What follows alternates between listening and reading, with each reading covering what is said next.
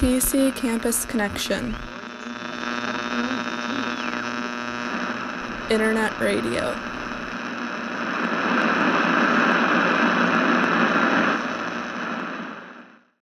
So when we first started the radio station, we were up in what is now the old digital media area in the back recording booth, where we had to share it with students that had projects that had to get recorded, and we only went on the air when we had somebody that had something to do, and we were kind of silent when there was nothing happening.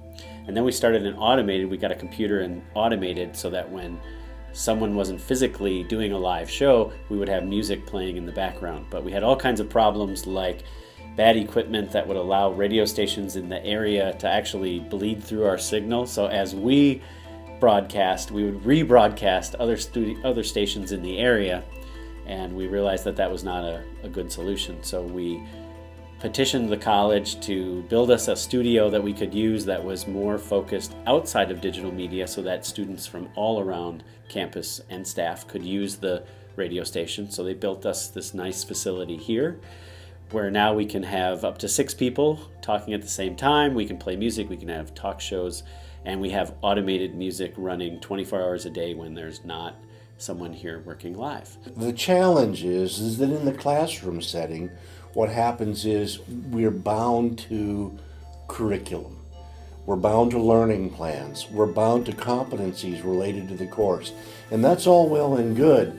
But the difficulty with the soft skills like leadership, well, you can take a leadership class and still suck as a leader. I mean, the truth is, it's not linear that way.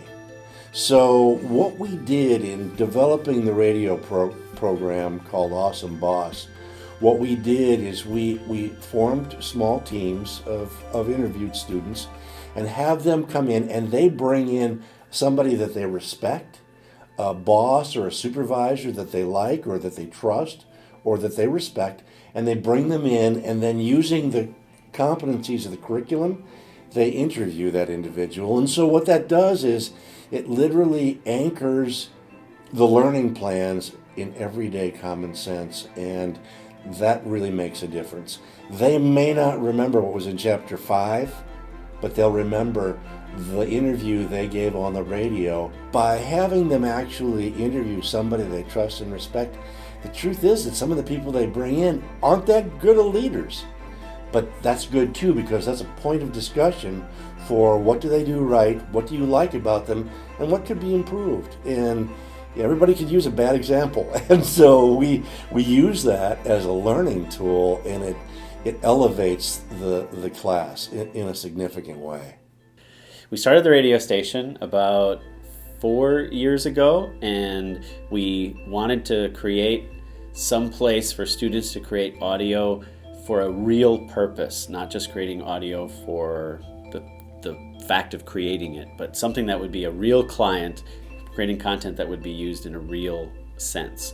So we started with station imaging and commercials and things like that so that the students would get a better idea of how radio content works, and really producing that content that would be used in a professional sense. And the radio station has always been a place for students, staff, alumni to come and create a show, play some music, do a talk show, whatever they would like to do. And we've always focused the station to have space available for people to learn what radio is all about. I wanted to show students and staff what radio can be, and I wanted to bring radio into different classrooms. So we have some teachers that are using radio as a part of their class. We have students that are using radio just as an extracurricular activity. And I have classes where students are on the air as part of class. So we have used the radio station for all those different ways, and I think it's been pretty effective for students to get the idea of how radio can influence them, not just as a media student, but just to get the skills of being a more professional worker and getting that experience for later in life.